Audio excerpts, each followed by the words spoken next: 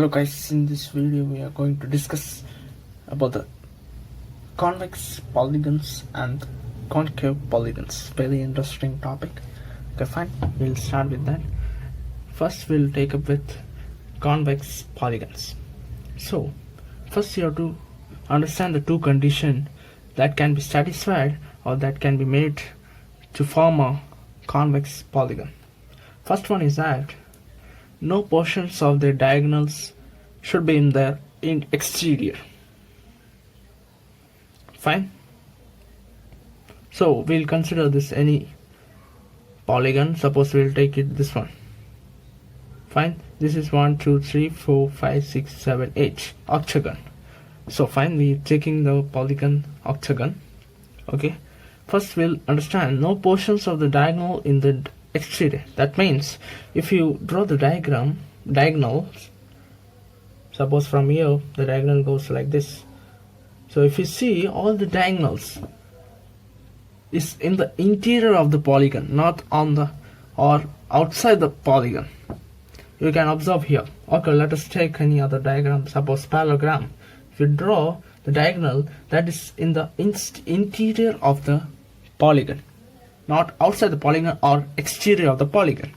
So first condition is that. Let us see the next condition, that is nothing but each interior angles will be less than 180 degree. That means if you consider this thing, suppose this is the interior angles, these are the interior angles. If you consider each and every interior angle, that will be less than 180 degree in the case of convex polygon. Fine, this is all our acute angle. You can see this is obtuse but not greater than 180 degree. You can check it up. Fine. Next we have to see the concave polygon. So these are the two conditions. Now we'll look into the concave polygon. Here you have to understand is that here it was convex. In the case of convex, it was no portions of the diagonals in the exterior. But in the case of this, the diagonals will be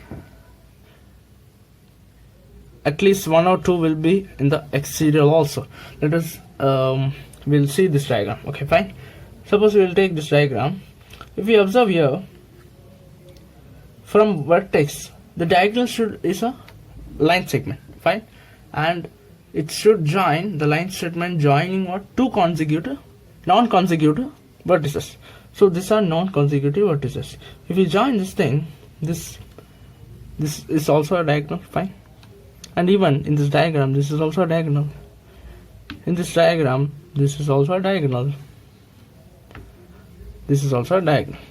If we observe this one here, the diagonals are lying outside or exterior of the polygon. See, this is outside of the polygon. Here it was inside. You can observe here, inside the polygon, this is outside. At least one diagonal. Fine. So here the diagonals, or we can say S means here portions of the diagonal, suppose 1 or 2, at least one will lie outside the polygon. So that is the first condition over here. Next condition is that here it is at least one will be greater than 180 degree. So try to observe the interior angles. You can see over here this thing, these are the interior angles, right? If you observe here, these all are less than 180 degree, right? But if you observe this angle, this is also an interior angle. If you observe here, this angle is greater than 180 degree. So we can say that even here, you can look over here, this angle, this is all interior angles, this is greater than 180 degree. So this is a second condition for concave polygon. So we have to compare these two polygons. One is convex and concave. In convex, the diagonals will be the interior of the polygon. Here it is exterior. And what about interior angles? Each, not the sum, it is each interior angle will be less than 180 degree. If you look over here, rectangle also 90 degree, right, which is less than 180 degree, not the sum. We are not looking over the sum of the polygons. Fine. Here it is at least one. You can see over here this interior angle is greater than 180 degree.